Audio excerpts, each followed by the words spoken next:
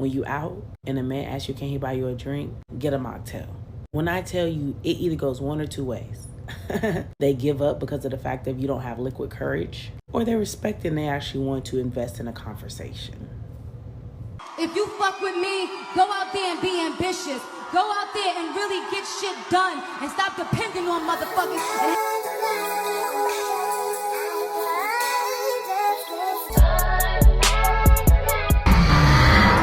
I am the star in any room that I stand in.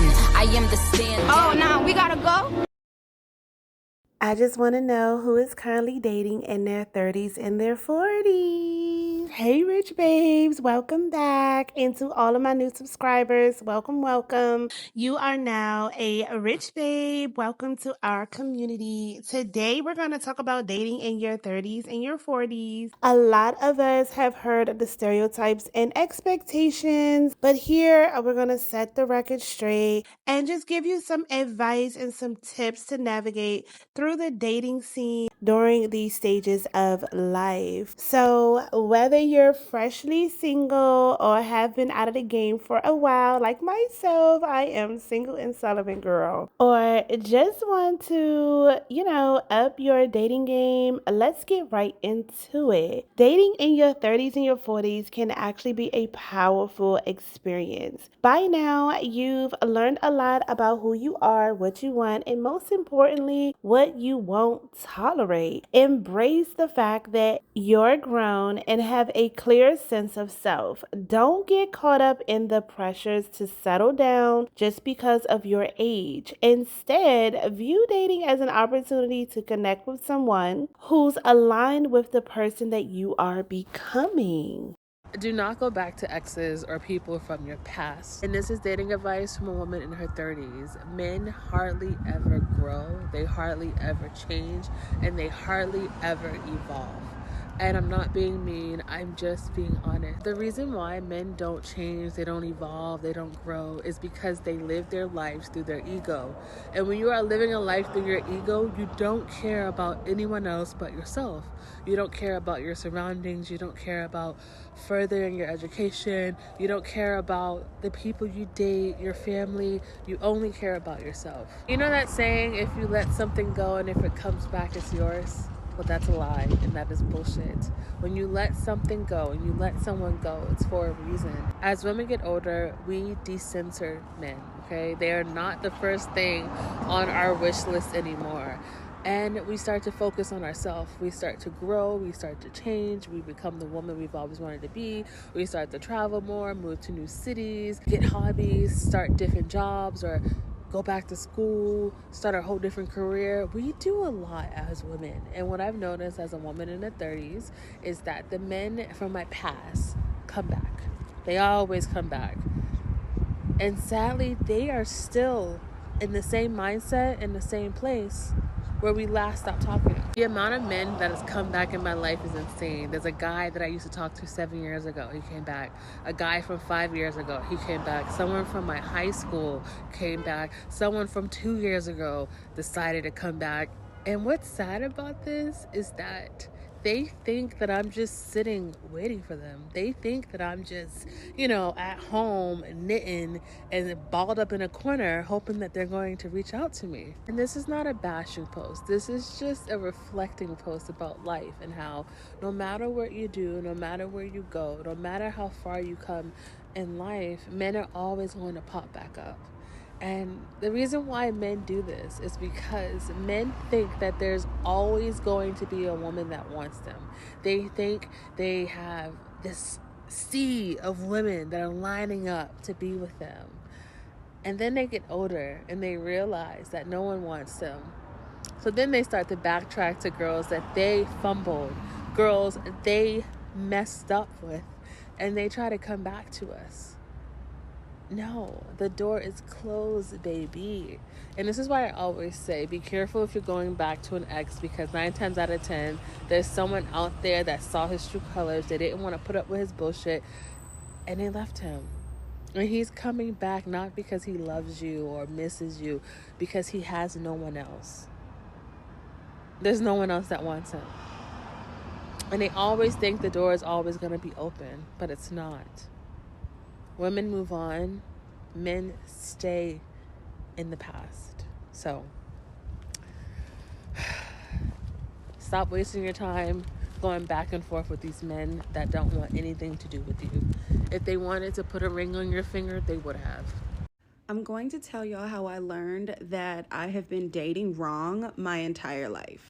I am 30 years old. I have been single fairly for the past 2 years, and I have been in relationships since I was 13 years old. These past 2 years is actually the longest that I have ever been single, but it's been the most enjoyable single season that I've ever had in my life. Now, that is a different conversation because there is actually an amalgamation of reasons as to why this single season has been so enjoyable for me, but we'll get there in another video. To stay the course, being in so many back-to-back relationships since I was 13 years old, and looking back on all of these relationships, I can tell you that out of every man that I've dated, there are only three of them that I have genuinely liked as a person. Jasmine, what the hell? Because that is so extremely problematic. So much like many other girls in like my teenage years and my early 20s, I had no clue what I was doing when it comes to dating. So I dated the worst of the worst. I can tell you that. But even as I got out of my stupid phase and I got into the phase where it's like, okay, you have to start being more accountable for the decisions that you make in men, I was still making terrible decisions. And around this time, I started hearing a lot of people tell me, like, you need to make a list of what you want in a partner.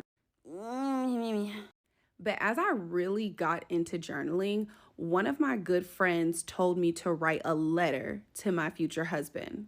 Now, when she wrote her letter to her future husband, it was just a common practice. That's when she realized that there was certain things that she actually liked in a man that she didn't realize was like a deal breaker for her.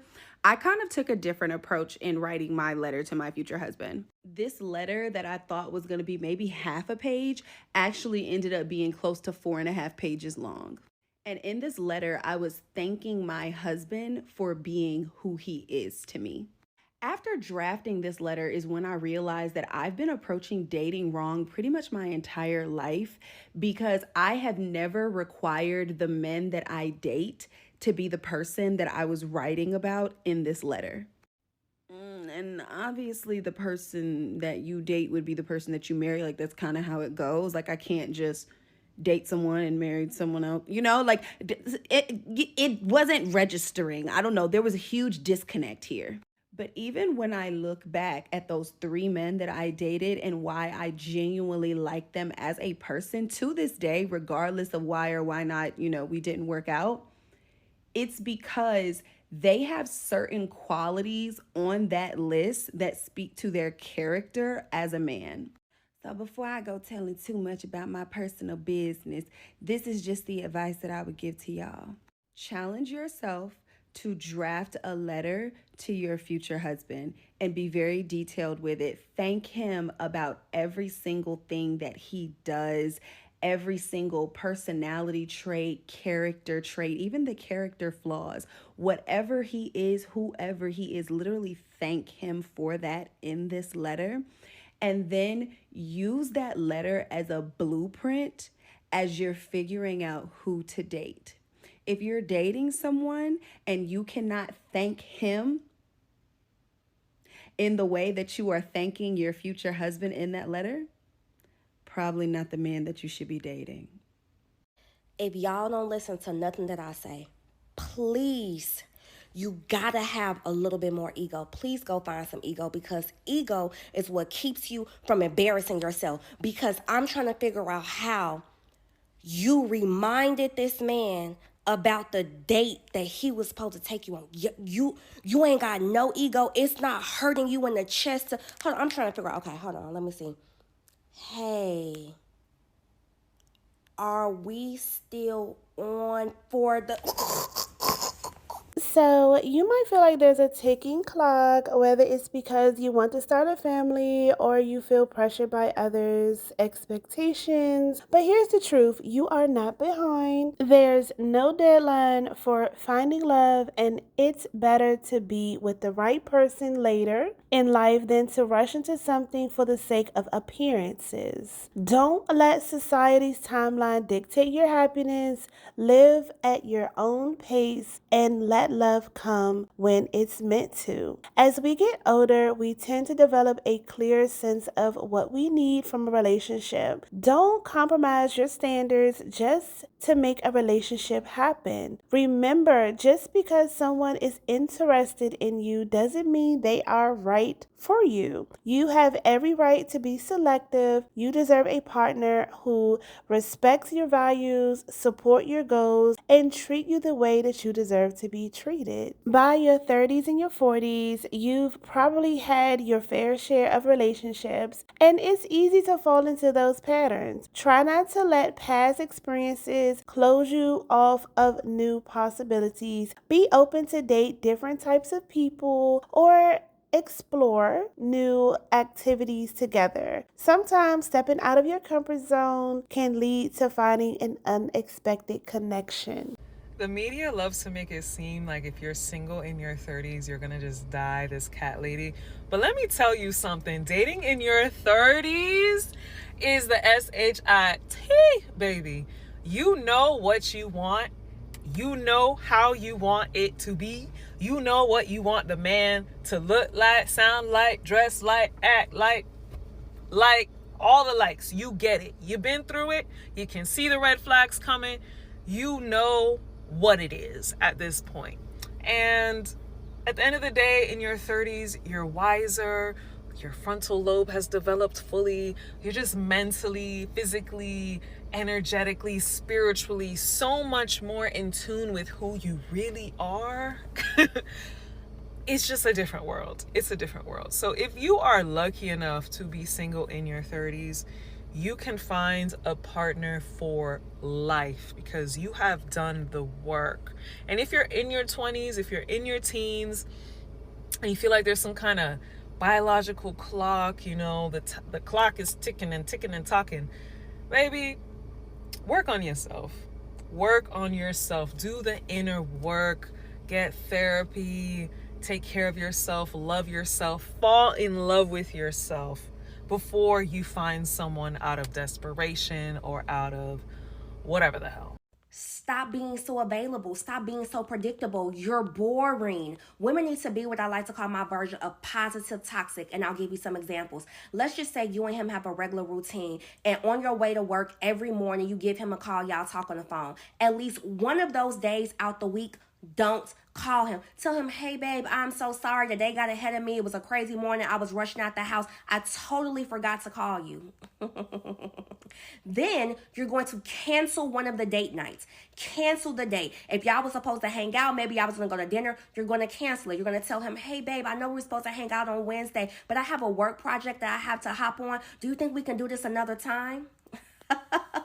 Checkmate, okay? Then when he says, babe, do you want to hang out on Thursday? Maybe we can do dinner or something. You're going to be like, I would love to hang out with you, but I promised my coworker that we were going to do happy hour. Men love women that are unavailable. You gotta put a little sauce on. You gotta keep his mind wondering. You gotta keep him intrigued. This is how he's gonna stay interested. This is how he's going to be all over you, okay? This is also going to program him that being with you is not going to feel like he's in jail. This is going to show him that you know how to prioritize things other than him, okay? Men hate feeling like that they're in jail. So this is going to show him that you have friends, you have other things to do, and this is going to keep him on his toes. And at this point, we really need a secret community, y'all, because I can't keep telling all y'all this stuff on the internet while the man is listening. You are embarrassing yourself every time you post a picture on Instagram to try to remind him how hot you are. He does not suffer from amnesia. He knows what you look like. Like, it's not your looks that are the issue.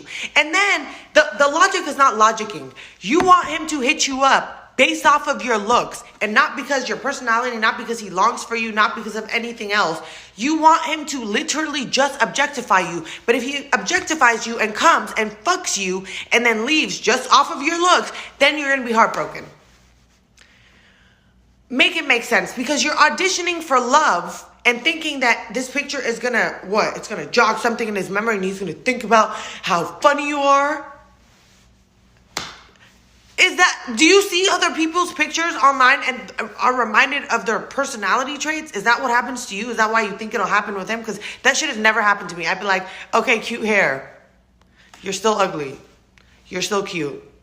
Like, 3 things I wish I knew about dating now that I am married. Stop dating, even if it's for a second. Please stop basing your entire existence, your entire 20s, or adult life as a whole on being chosen, sis. You'll have a better outcome with men when they see you choosing yourself. And number 2, you need that single phase to really prepare you to be the best in a relationship. Because the moment you know how to actually be alone, you go into the dating world a different person. And number 3 is going to trigger somebody. But you don't have to be physically intimate with everybody that you date. Sometimes you can actually date with the intentions of getting to know yourself better. Baby, nothing teaches you your triggers more than a man.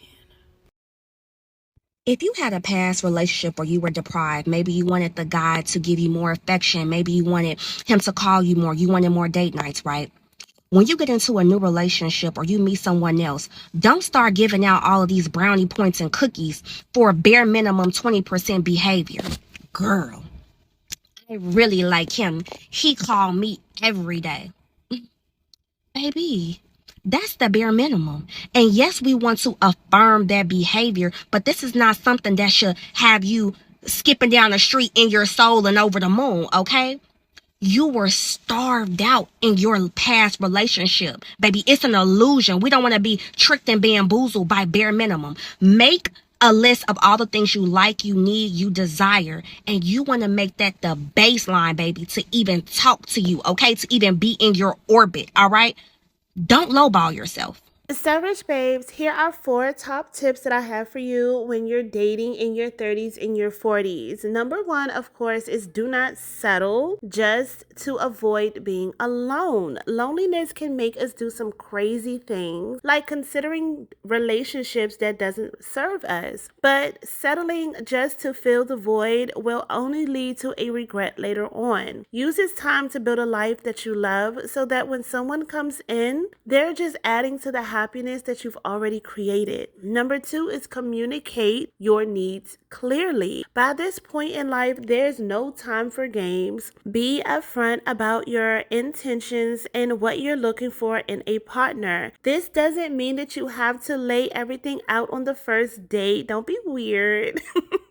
But don't shy away from expressing what you want out of a relationship. The right person will appreciate your honesty and match your energy. Number 3 is keep a growth mindset. Whether you're dating for fun, companionship, or searching for something serious, keep a growth mindset. Relationships can be a mirror that reflects areas where we need to improve. So use dating as a way to learn more about yourself. Stay open to personal growth and view each interaction as an opportunity to become even more aligned with the woman you're striving to be. Lastly, number 4 is maintain your independence. In your 30s and your 40s, you've already built a life for yourself, your career, your hobbies, and personal goals. Don't lose sight of those things just because you're now in a relationship. A healthy relationship should enhance your life, not take it away. Continue to prioritize your passions and maintain a life that's fulfilling with or without a partner. This is your friendly reminder that if you are someone who is in their late 20s into early 30s and you feel like you have not met your person yet and you feel like you're missing out, I promise you, you are right on time for your life and it will all be worth it when you meet your person. I'm sitting here reflecting on the fact that it took me a really long time to meet my person. And I met my person when I was in my mid-30s and we will be married right before my 40th birthday.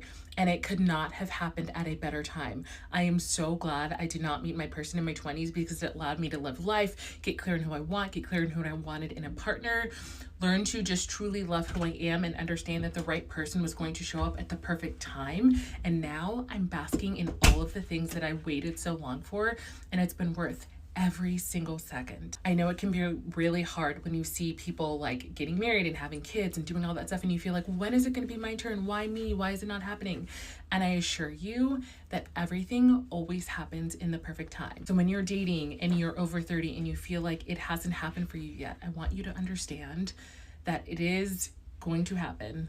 It can happen. And yes, I know that there's no guarantee that it will happen, but I want you to keep that hope alive and understanding that it will happen in the perfect time. And if you just keep hope alive, I promise you it is going to be worth it. Whatever you do, please, please do not ever settle, because settling does nobody any good, and you are deserving of the most amazing relationship, the most amazing love, and it will show up if you just stay true to who you are and understand that you can have that.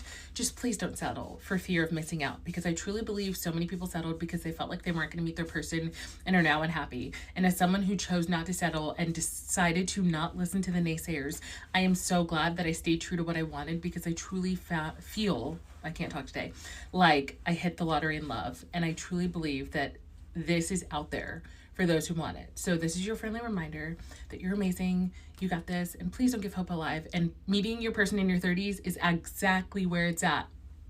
I'm team dating in your 30s.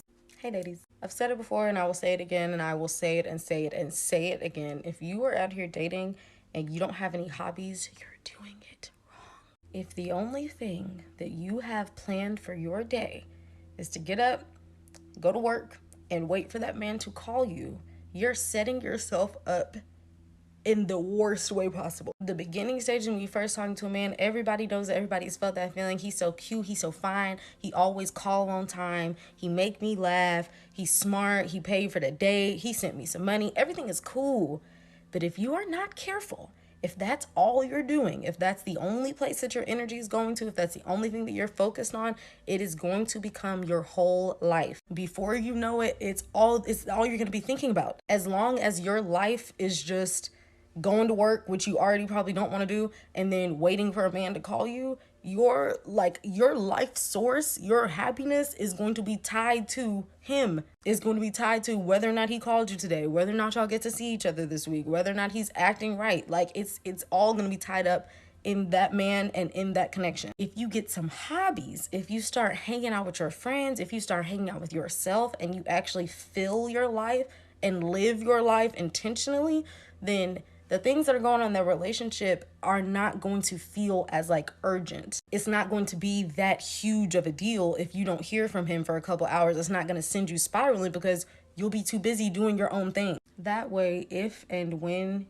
he start acting up and things aren't going the way that you want, you're not too attached to him and too attached to this outcome that you can't make the right decision. But if this is all you have going for you, if this is the only thing you're focused on, then you're going to do whatever you need to do to make that work. That's why so many people say that you need to date multiple people at one time. I don't necessarily believe that, but the sentiment of it is, if you have other things to occupy your time, if you have other things that you are focused on, if you have other options, then you are not going to be settling for just anything just because you don't have nothing else to do. So maybe this year, instead of just trying to get more dates and trying to date different men, maybe we try filling your time and filling your head with things that you enjoy and things that you like and things that you can focus on and like things that make you happy. So that way, when he's not making you happy, or when he's not acting right, or when he shows you that this is really not important to him, you're not clinging on to it for dear life. Also, this goes for men and women. People who have something going on, like people who have hobbies and things to do and interests and like are passionate about something, are much more interesting and much more fun to be around. Men can tell when you don't got nothing to do but sit by the phone. They can pick up on that very easily, and you can already guess that they're going to take advantage of that. So find you something to do. Start a book club, take yourself out to eat, start knitting. I don't know. Do something, but just don't do nothing.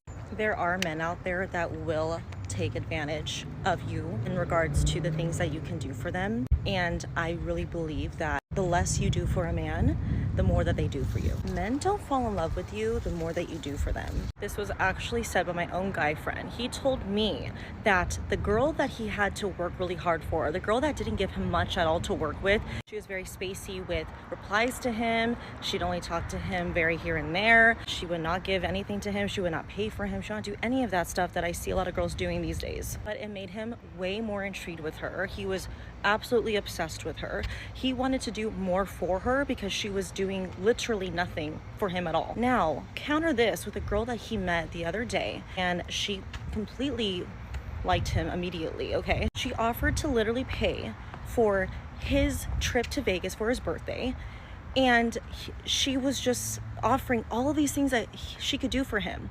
And what does he do with that?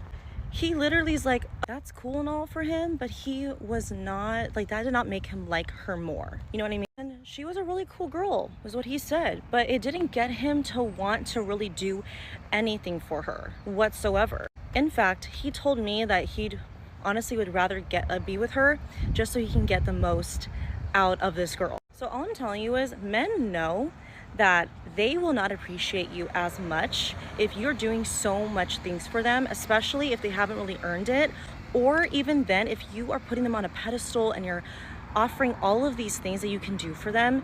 They don't appreciate you that much. The more you prioritize yourself as a woman and less on that man, the more he will be drawn to you, because that's just how their brains work. And you know what my guy friend said to me as well? He said, Ashley, you need to get the most out of these men. Get the most out of these men, because they know we hold a lot of power. They know that our energy is priceless and they will do what it takes for the right girl. So promise, you're allowed to ask for whatever the hell you want to ask for. And if someone is not going to do that, someone else will. This is confirmed with my own guy friend. And I asked him, okay, so this girl that's doing all this stuff for you, like, does that make you like her? And he's like, no. The girl that I had to work really hard for is way more intriguing to me and way more interesting. That just keeps me on my toes, and I'm like obsessed with this girl. So you need to make these men like obsessed with you. Do less. I promise you'll get way more in return. So Rych Babes, dating in your 30s and your 40s might look different from your 20s, but it doesn't mean it's harder or less exciting. In fact, it can be more rewarding because you're dating from a place of experience, self-awareness, and confidence. Don't rush the process. Trust that the right person will come when you're living authentically and embracing where you are in life. Let me know in the comments your thoughts on dating at this stage in life. Have you found it easier or more challenging? And what's your biggest tip for those navigating the dating scene in their 30s and 40s? Make sure that you hit the like button, subscribe, and turn on that notification bell so that way you don't miss any other glow up advice coming your way. Stay rich, stay radiant, and keep shining, Rych Babes. I'll see you in the next video.